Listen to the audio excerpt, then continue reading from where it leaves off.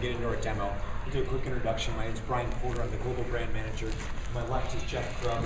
He's one of our game designers focused on story, lore, continuity. And on my right here is the lead content designer, Colin Johansson. And on the demo station driving is Matthew Moore, one of our QA leads at the office. International man of mystery. That's right. So, thinking about the original Guild Wars, we launched it back in 2005. It was Arena's first product out there, and in its own right was a very original and unique MMO experience. We actually even hesitated to call it an MMO when we originally launched it because of its highly instance nature. Nevertheless, it was a wild success, and it, even today is a place that people call their online home, and is some place that they continue to go back to again and again and again. One of the many reasons is because of the business model that we chose. Buy the box, play online for as long as you want for free, no subscriptions. Fast forward 6 years now, we've sold nearly 7 million copies throughout the world. We've become one of the best-selling online RPGs in North America and Europe, and is a great success story for ArenaNet. When we started thinking about Guild Wars 2, we wanted to go back to what the studio was founded on, that's innovation. So much like we did with Guild Wars 1, we took a step back and questioned everything. What we loved about MMOs, what we didn't like about MMOs, and what we loved about other games, so that we can actually innovate on the genre. And when we thought about Guild Wars 2, we wanted to focus on 3 key areas: your personal story, dynamic quests and content, and then combat. So Colin's going to tell you a little bit more about those 3 areas before we get into the demo. All right, so 3 core pillars in Guild Wars 2. The first is personal story. This is our attempt to kind of put the RPG into the MMORPG genre. If you look at a character in a traditional MMO and somebody asks you, what is the story of your character? They say, well, I'm a warrior, I wear a helmet, and I kill stuff with an axe. And there really isn't any more story there. There's a story of the world around you, but you yourself do not have a story of your character. So we want to take the elements that you find in a fantastic RPG and make sure that those show up in an MMORPG. So the way that we've accomplished that is when you create a new character, you fill out a biography, and that biography is the story of who your character is. You answer questions like, if you're a human, you say, I'm from the city streets, I'm from the commoner class, I'm from the noble class. And based on the choices that you make in this biography, it actually determines the personal storyline that your character goes on. And you experience completely unique storylines, unlike other races or unlike other characters who make different choices. Within those storylines, you also make decisions that branch the story and take them in different directions, so that you actually have a constantly evolving and changing personal storyline that may be completely unique from somebody else who even picked the same biography as you to start with. So this is our way to really allow you to establish a personality and a history with your character. You have a story journal that you can open at any time, and it tracks all the things that you've done in your personal story, so you can go back and read who your character is and understand their story and remember anything that you want to remember back to that you experienced early on. So that's the first area we're trying to innovate. The second is in dynamic events. Guild Wars 2 has no quests. There are no traditional MMO quests in Guild Wars 2. What we've done is we've replaced those with dynamic events, and we're trying to create a large, immersive, constantly changing game world by doing this. How dynamic events work is there are events that fire off in a map as you're exploring through it. An example of this would be an army of centaurs might march down and start attacking a town, which is the start of an event chain. In a traditional MMO quest, you would walk up, you would talk to a guy, you would have 4 paragraphs of text telling you about something horrible that's going on somewhere. You would go off and you would find a bunch of centaurs in a field, you would kill 10 of them, and you would come back and get a quest reward. In Guild Wars 2, those centaurs will be actively attacking the town, flinging rocks at it through catapults. They'll be marching through the map, going to attack it. The people in the town will be running out into the map, and they'll be trying to find the players and telling them, help, help, our town's under attack. They'll point where the town is and tell you to go over there and help them, and they'll do this all through voice dialogue. It creates a much more immersive experience that draws you in.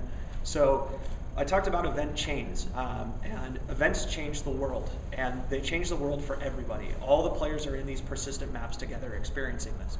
So if the centaurs attack the town, and you don't drive the centaur army off, they're going to take over the town, and a new dynamic event kicks off to save the town.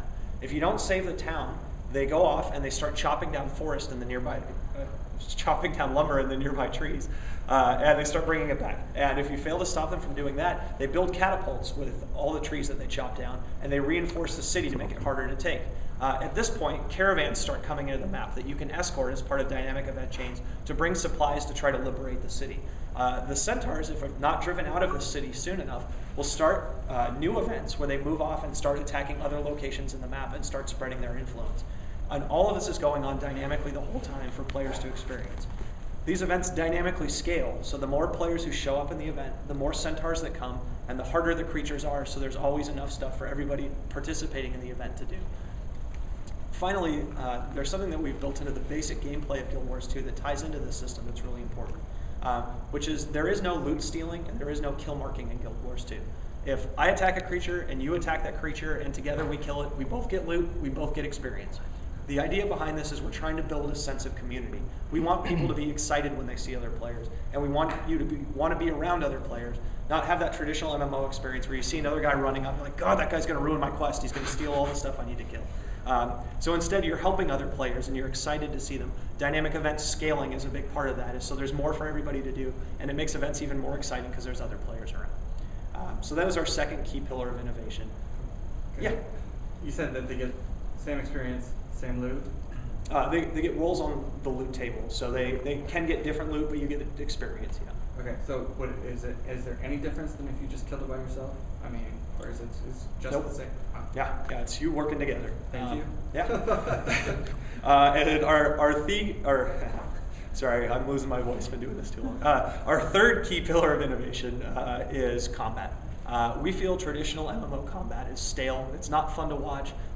It's a lot of standing in place, going like this at people. And it's button mashing, standing in one spot. And we want to take the best elements of action games and put that into an MMO. We think MMO combat should involve movement and positioning and dodging. So in Guild Wars 2, you can move while using skills. You can dodge projectiles and roll out of the way of attacks. Skills have a lot of movement built into them, so you can stab a guy and you end up leaping back 10 feet. And we'll show you a lot of that today and show how that combat works. And that's the other really key factor for us in this game. So with that being said, I'm going to turn it over to Jeff, who's going to walk you through the story of Guild Wars 2 up until this point and your character's biography. Okay. Guild Wars 2 is set in the same world as the original Guild Wars, Tyria. However, if you've never played the original Guild Wars 2 is an excellent jumping on point. You don't need to have played the first game to play the second game. It is a world that has changed between the two games. 250 years have passed. New races have arrived on the scene. New professions have developed. The lands themselves have changed. And the elder dragons have awoken. These are powerful, titanic elemental forces that basically have taken up residence in the world and have driven out various races, have destroyed various races, and basically threatened all of the surviving races of Tyria unless they band together. And this is the story of Guild Wars 2, of peoples coming together. When you create a character in Guild Wars 2, you start off with, as with standard MMOs, with choosing a race. We have 5 races for the 5 races coming together. Some are familiar to players who have played the original Guild Wars. The humans were our player character race of the original Guild Wars. They've been knocked down but haven't been knocked out. They've been driven back to their last great nation, and they are, defensive and protecting that which they have. The Char were the enemies of the original Guild Wars. They're a player character race now. They've taken over a nation and basically are defending it against the ghosts of their past. The Norn, I'll come back to them in a moment, and the Asura came out of our Eye of the North expansion. The Asuran are small, brilliant, magical individuals who build golems and teleportation gates. They're the smartest kids in the room, and unfortunately they know it, and they'll tell you in great detail. We also have the Sylvari, which are new to this, Guild Wars 2 and new to Tyria. They are literally only been here for 25 years. They basically are born fully formed adults from the fruit of a great tree down in the south. And they are plant creatures, and they are looking for their own place in the world. Now we're gonna run the demo here with the Norn.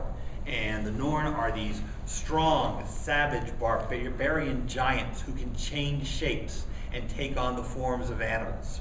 And they come from the far north, driven south by the dragon Jormag into the old dwarven lands, and they've reset up their civilization of drinking and hunting and telling story. So the Norn's virtues are very much at being a hero and being a legend worth talking about in generations to come. So we're going to choose Norn. We'll choose a gender. We're going to go with female here. We have professions. We've announced 6 of our 8 professions so far.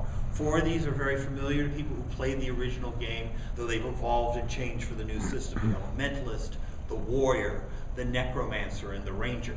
Recently, we've talked about 2 new ones. The Guardian, which is a mystic warrior with strong defensive and support abilities.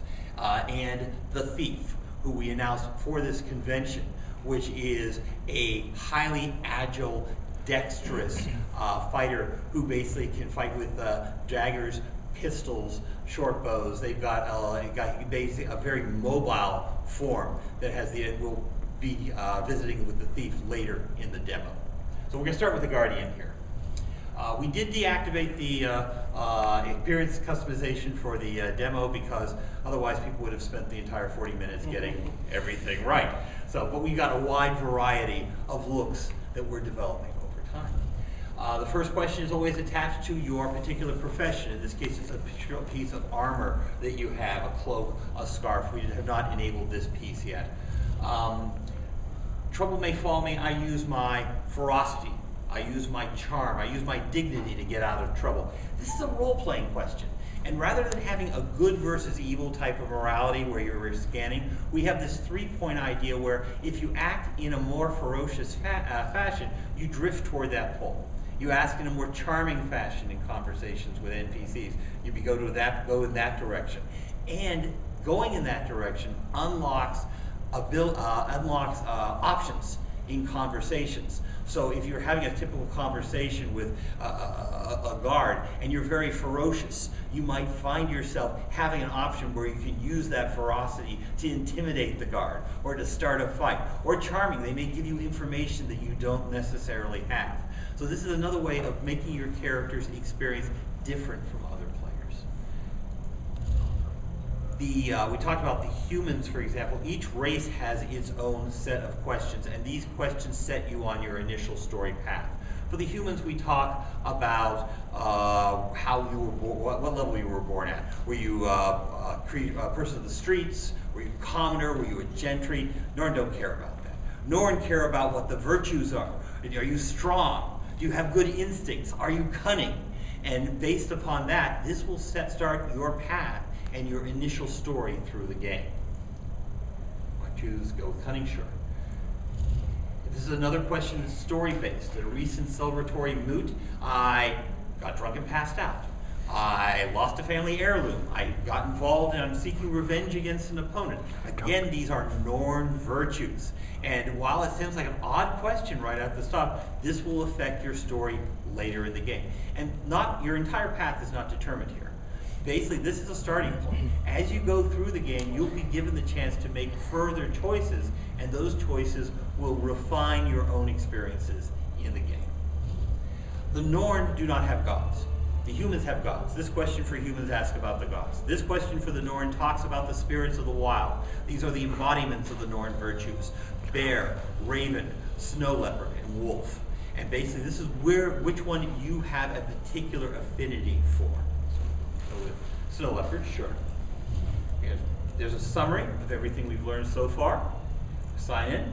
And the choices we have made will have an effect immediately. We're going to go into an opening cinematic, and what we chose is going to cause that cinematic to branch.